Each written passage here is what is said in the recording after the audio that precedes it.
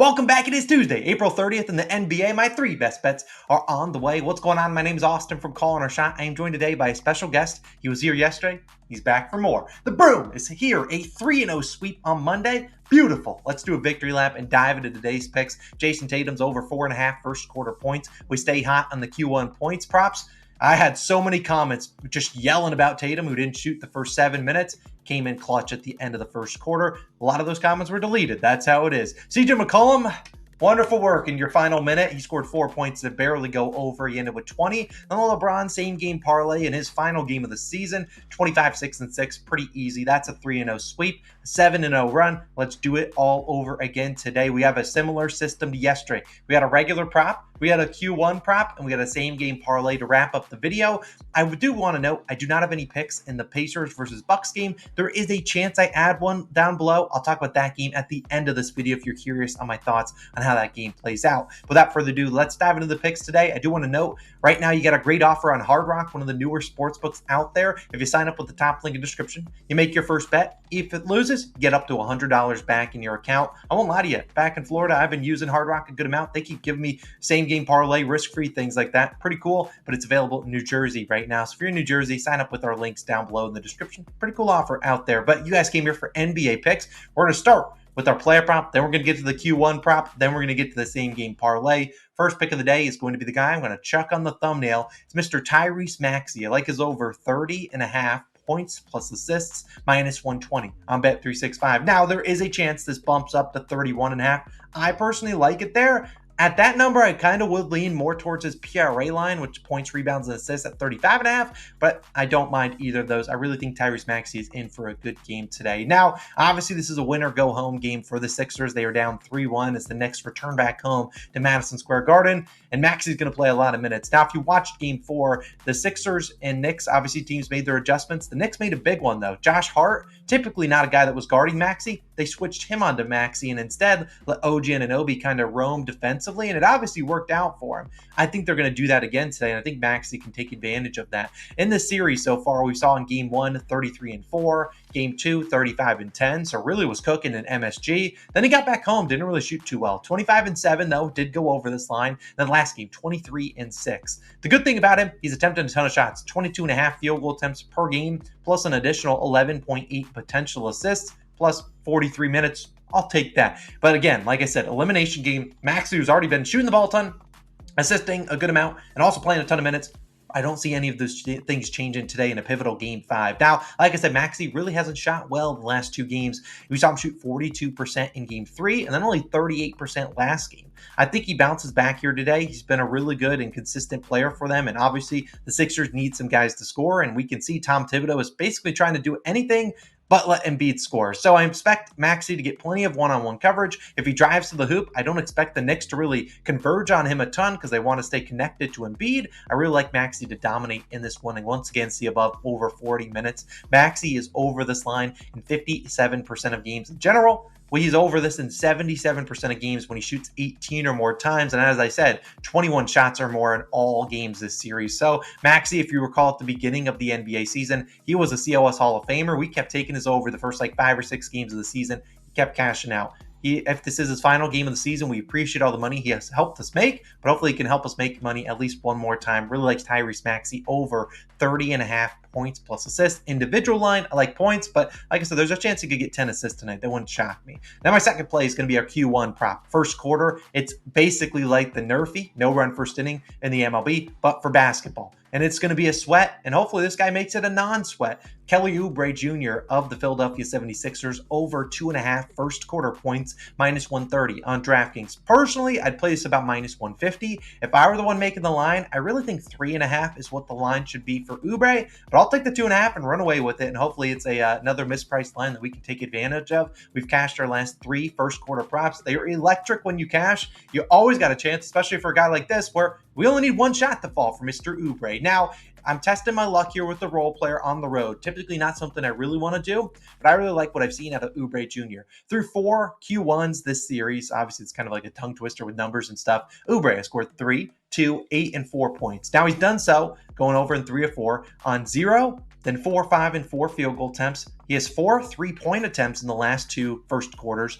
and he's also had 4, 0, 2, and 0 free throw attempts. If you notice in that game 1, where he still got 3 points, he didn't make a single shot. He didn't have a single field goal attempt. Did get to the line 4 times. Now, you look at Oubre, he has played 10 minutes in each of the first quarters. So he's a heavy guy in this rotation. And we think about the other guys in the lineup. Obviously, Maxey and Embiid, they'll play their minutes. Outside of them, Tobias Harris has sucked. And then you got Kyle Lowry, too. I just don't see why they don't continue to play Oubre a ton of minutes. Now, obviously, like I said, Maxey and Embiid are going to get theirs. And if we have a dream world, Kelly Oubre Jr. knocks down a 3 on the first shot. Then he's like, all right, Maxey, you go score 20 points. We would love that.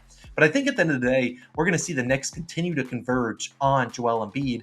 And I think the guy that's going to be left open is going to be actually Kelly Oubre Jr. Now, we've seen so far in the series, we've seen Oubre play pretty well the last 2 games. In game 3, shot 6 for 8. Last game, 15 field goal attempts. So it was like, hey, the ball's getting out of Embiid's hands. Where's it going? Well, Kyle Lowry doesn't really want to shoot. Tobias Harris has like the confidence of a peanut. And then you got basically Oubre Jr. ended up with the ball in his hands or Maxey. And I really think Oubre is going to continue to fire it up. This is a guy we've seen all his NBA career. What is one thing we know about him? He's never seen a shot he didn't like. He's going to continue to fire up shots. All it takes is one, and he's come off a 19-point game, played 40 minutes. I really like him tonight. Now, Tobias Harris, well, like I said in the initial analysis, they switched OG Anunoby onto him, so he roams. So Tobias Harris, while we did get his over in first quarter points last game, I don't really love it as much here. I honestly probably wouldn't have taken it if I knew OG Anunoby would be on him, but we got lucky with, he got a mismatch down low, and he also got a fast break layup.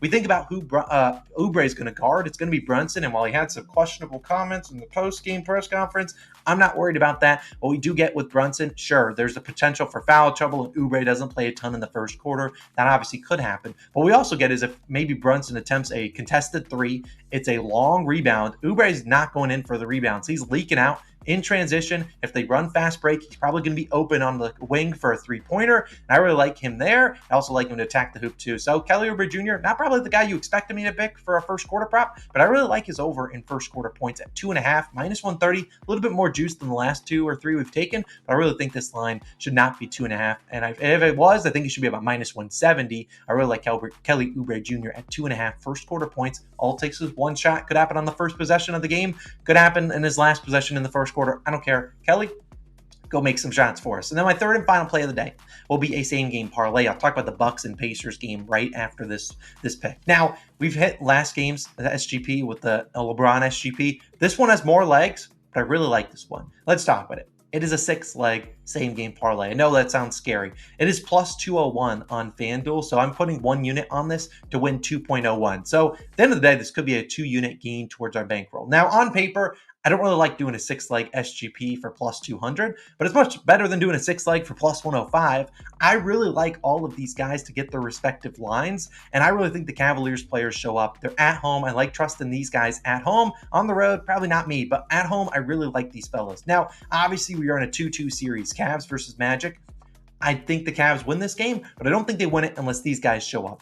Donovan Mitchell can't do everything himself. Now, let's talk with these guys. We got Jared Allen for 12 points and 8 rebounds. Evan Mobley for 12 points and 6 rebounds. And Darius Garland for 12 points and 4 assists. That's plus 201 all combined together. Now, I know there's going to be comments, and the 6-leg same thing, but just leave them. I don't need to see those comments. Let's hope this smacks. We need good vibes. Let's talk about it. Now, if you've been betting this so far this series, this exact same game. Well, actually, let me know.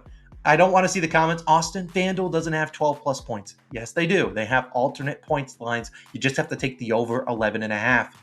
Simple as that. All right, let's talk about the hit rate so far this series. You've looked at Allen. He's been really consistent. 12 and 8 in all 4 games. Mobley, same thing. He's been pretty consistent. Had 1 down game in game 3, but 12 and 6 and 3 of 4. And then Darius Garland, 12 and 4 and 3 of 4 games. They both failed in game 3. This SGP has cashed in 3 of 4 games so far this series. So, hey, if you were playing at plus 201 odds every single game of the series, you're looking pretty good. And if it cashes today, I'd be impressed if we don't run it back for game 6. But let's talk about these guys. I mean, Garland is honestly the one that I'm most concerned about in terms of scoring, but he has to be more aggressive than he's been recently. And even if in his 10, 11 field goal attempts, he's still getting the job done. We have yet to really have a competitive game in this series. And I'm not saying this is a competitive game, but I think the Cavs at least keep this one close. Or if they blow them out, I don't think they're blowing them out without these guys at least showing up. This is a Cavaliers team playing like a 8-man rotation. Bang, bang, Niang. He's barely getting minutes. Karis LeVert off off the bench, sure, they'll get their minutes, but at the end of the day, these are the guys playing a lot of minutes. I really think this is a spot where I like all three of these guys to get the job done. Last game in the second half, the Cavs put up a big 29 points. They got smoked. I really think this is a spot. I wasn't going to add Garland assists in there for 4+ assists. But at the end of the day, he's going to be the guy that's going to be dishing it to Mobley and Allen. So if Mobley and Allen aren't scoring 12+ points, we're probably not getting the assists either. So they kind of go hand in hand. Garland's always dishing it to those two guys. So I really like this SGP. It is a little bit scary. We got 6 legs in here.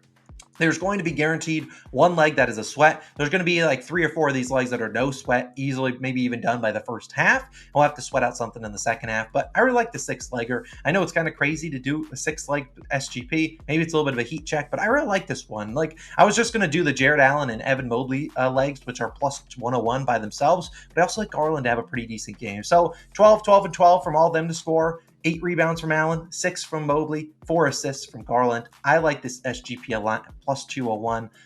You don't have to tail it if you don't like it. I don't really care. It's my picks. I'm giving them out to y'all. If you don't want to tail, don't tail. I'd rather you not tail than just tail me blindly. Tail something you like, and I really like this SGP. I think that's smacking. I think Mr. Kelly Oubre scoring 3 points in the first quarter, and I think that we got Tyrese Maxey gets points and assists tonight. Now, I will talk about the Bucks and Pacers game for like 30 seconds. Well, I do not have a pick in that game. Well, I think it's pretty obvious. We have some injury news. Damian Lillard and Giannis Antetokounmpo are both questionable, both doubtful. I was looking at this game. I don't want to give out a pick because there's no guarantee that both Dame and Giannis are both out. Doubtful means literally nothing in the NBA. If you've been paying attention all year long, I could see one of them returning tonight, and that's going to just wipe out and screw up all the lines. Right? If you're looking to bet unders, probably now's the best time to take them because if Giannis or Dame somehow randomly comes back in, those lines are going to get dropped a ton. I might add a play, but probably not down below in the pinned comment. So stay tuned. My light just went off, so I think that's a pretty good indicator that we got to wrap this up. But those are my favorite picks of the day. I hope you guys enjoyed. Tyrese Maxey needs some points and assists. Kelly Oubre needs some points in the first quarter. And then we have that 6-leg SGP. Those are my 3 favorite picks of the day. If I add a pick, which is I put about a 10% chance in that Bucks-Pacers game, I'll put it down below. But those are my favorite picks. You guys have a great day. If you want to go check out our MLB video, we went 3-1 yesterday. Hopefully getting on a run over there. Go check it out. I'll have a great day. I'll see you guys in the next one. Peace!